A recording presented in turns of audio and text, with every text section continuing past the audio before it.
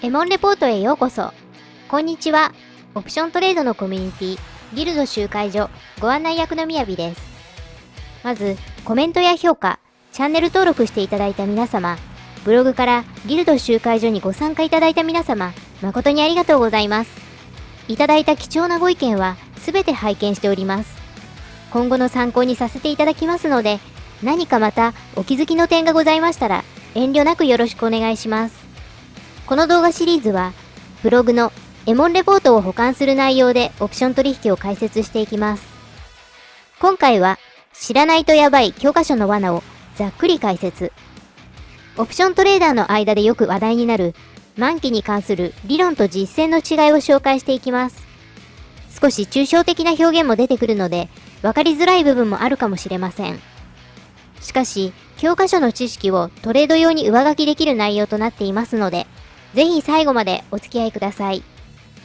本編の前に私から少しだけご案内です。相場は自分がマーケットで取った行動に応じて受け取る報酬と支払うべきペナルティが決められます。この報酬とペナルティは参加者が誰であってもテーブルに置いた額に応じて等しく作用します。そこには初心者やベテランといった段位などは関係ありません。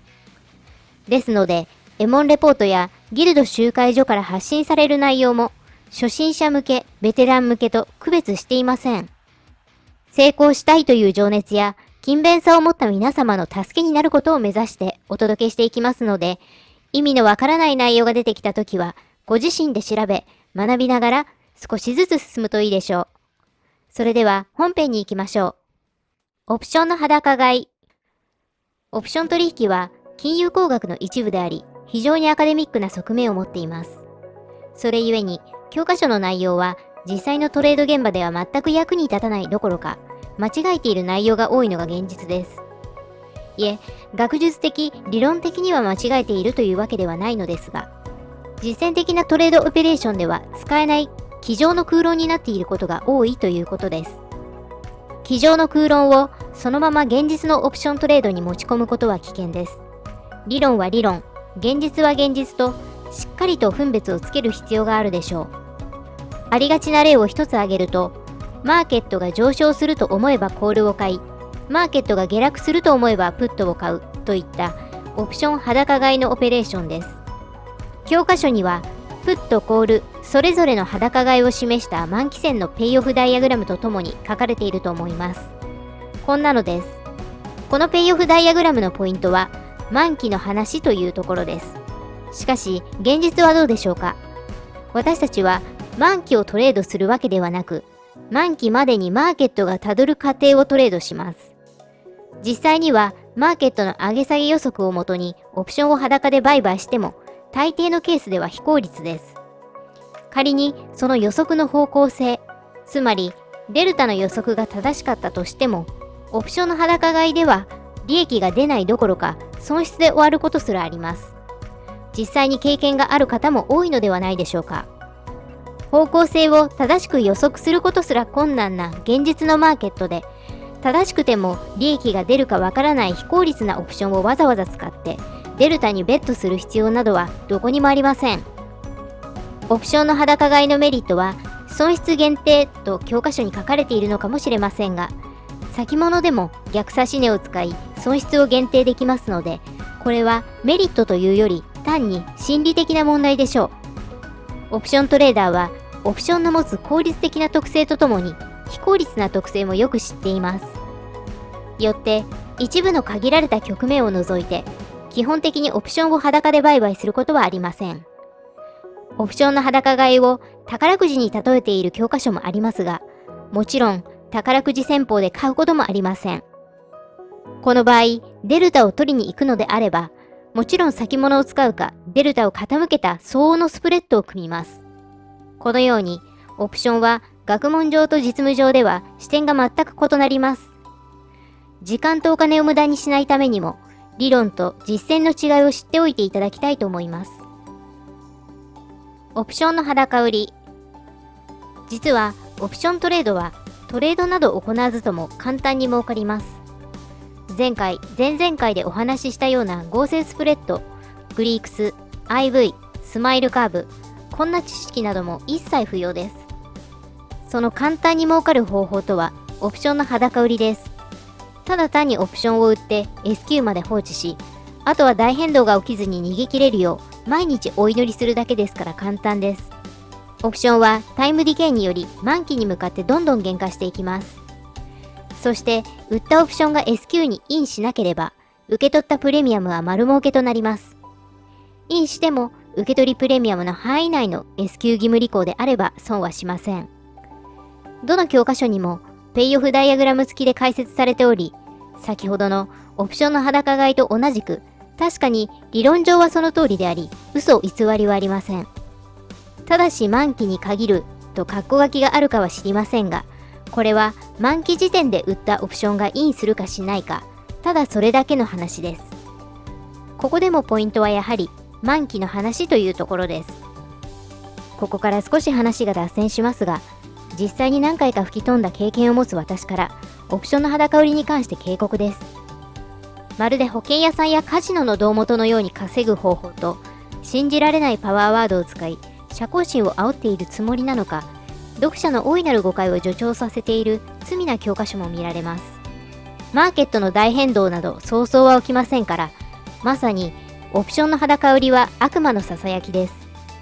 実際にファンを裸売りすれば9割以上の勝率となるでしょう。そしてこの方法で一度成功すれば、オプションなんて超楽勝、知識も不要で寝ていれば誰にでも簡単に稼げると勘違いをさせてしまうほど魅了され、取り憑かれてしまいます。取り憑かれた後は、多少怖い目や痛い目にあった程度ではそう簡単に抜け出せません。すでにオプション売り主体のトレード方法しか考えられないオプション売り脳になっていることでしょう。一度オプション売り脳になってしまうと、セータしか見えませんし、満期のことしか考えられません。怖い思い、痛い思いをした後なので、裸売りではなんだからと、ひとひねり工夫したとしても、せいぜい枚数を減らすか、セータ視点でショート系スプレッドを適当に考察する程度です。症状の末期には、ウィークリーオプションなど、満期が近いオプションなら、セータが強いので安全と、トンチンカンなことを考え出します。残存が少なければ本当に安全でしょうか。安いオプションを売ることになる上に、セータと同時にガンマも強くなっていくので、吹き飛ぶときはより派手に吹き飛ぶのではないでしょうか。満足のいくプレミアムを得たいばかりに枚数を増やせば、吹き飛ぶというより蒸発するかもしれません。また、オプションマーケットは保険屋さんやカジノのある世界とは存在している事件が異なるので、胴元のように稼ぐなどとは全く言えません。必読書の一つ、ナシーム・ニコラス・タレブ著、ブラックスワンを読めば、その次元の違いとは何か、そしてなぜ私たちオプショントレーダーがオプションの裸売りをやらないのか、よく理解できると思います。説明欄に必読書一覧のリンクを貼っておきます。オプションを触るなら絶対に読んでください。稀に、プットとコールの両方を裸売りし、デルタニュートラルにしたショートストラドル、ショートストラングルを組むことはあります。しかし、それも仕掛けていいごく一部の局面だけに限定されます。言い過ぎなぐらい言ってしまいましたが、まだ足りないぐらいです。オプション取引で吹き飛ぶ人は、セータしか見てみませんし、満期しか考えていません。これは、この動画を見た方への警告です。今回の相場で吹き飛んだという騒動は、何度でも定期的に繰り返されます。もはや前シーズンから新シーズンへの幕開みたいなもので、オプションマーケットでは珍しくもありません。それだけ自身がオプションマーケットで何をやっているのかが全く分かっていない参加者が大勢いるということです。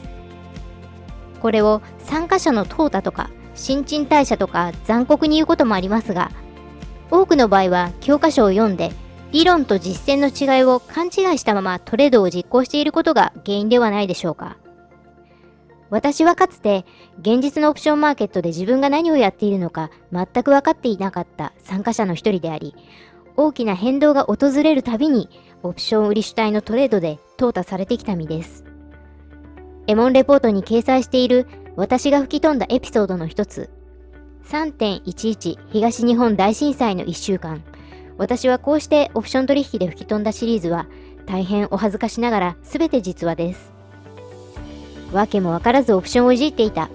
いえ、教科書を読み、理論を知っただけで分かったつもりになっていた頃の話で、当時の状況を詳細に綴っています。この話を皆様にぜひ読んでいただき、今後のトレードの反面教師としてお役立ていただければと思います。ベテランの方は軽く笑い飛ばしてやってください。少し熱くなってしまい、話が脱線していますので、次に行きます。満期線、デビット、クレジット。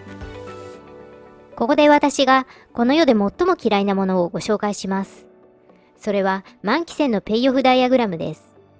先ほどからちらちら出てきて、オプション取引の教科書にも必ず出てくるこんなやつです。左側がプット裸買い、右側はコール裸売りの満期線のペイオフダイアグラムです。ペイオフダイアグラムは X 軸に原資産価格、Y 軸に損益額を示し、それぞれの関係を視覚的に描いたグラフです。満期線のペイオフダイアグラムとともについている説明は、満期にインしなかった場合の損益はいくら、インした場合の損益はいくらとなっています。満期線のペイオフダイアグラムに嘘偽りはありません。満期にピタリと一致した損益が得られるでしょう。2番目に嫌いなものはデビット・クレジットという言葉です。合成スプレッドを組んだ際に、オプションプレミアムが差し引き支払いになるものをデビット、受け取りになるものをクレジットと言います。そして、オプションプレミアムの受け取りだ、支払いだという内容、これも満期の話です。次に行きます。満期持ち込み。先ほどの説明に出てきました、プット裸買いとコール裸売りの満期線。現在の本当の姿はこうです。いかなるスプレッドの満期線を見ても、それは現時点ではただの幻想に過ぎません。デビット、クレジットもそうです。満期時点の話は実際のトレードでは全く役に立たず、ゴミ同然と言えるでしょう。いくら理論上は正しいと言っても、現実のオプショントレードの世界ではまさにザ・机上の空論です。このゴミは私たちにとって有害となり得るかもしれません。なぜなら、私たちがポジションを取った瞬間からマーケットは好き勝手に動き回るのが現実であり、満期時点よりも満期までマーケットがたどる過程の方がよっぽど重要だからです。オプショントレードの場合、オプション価格に影響を与える要因は多岐にわたっており、満期までにマーケットがたどる過程とは、原資産の推移、デルタだけでは済まされません。原資産の変化の規模、速度、時間、センチメントや重要イベントの有無などは IV に影響を与え、ベガに作用します。時間の経過はセータの味方をしますが、無視されガンマと反目することもあります。こういった満期までにマーケットがたどる過程を無視し、満期にインする、しないという話だけでオプションの説明を片付ければ、非常にわかりやすく簡単になるかもしれません。しかし、読者にこのような最終的に満期にインしなければ問題ない、逃げ切れれば問題ないと誤解させてしまう説明には大いに疑問を持ちます。満期よりも過程が重要。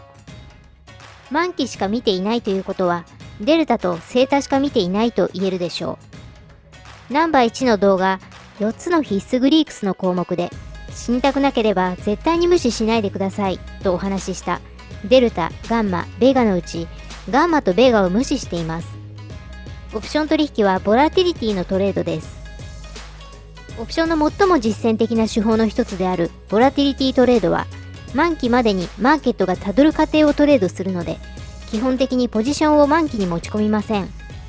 ですので、教科書で覚えろと言われている様々なスプレッドの満期線の形状や、そのスプレッドがデビットであるかクレジットであるかなど気にする必要はなく、知らなくても問題ありません。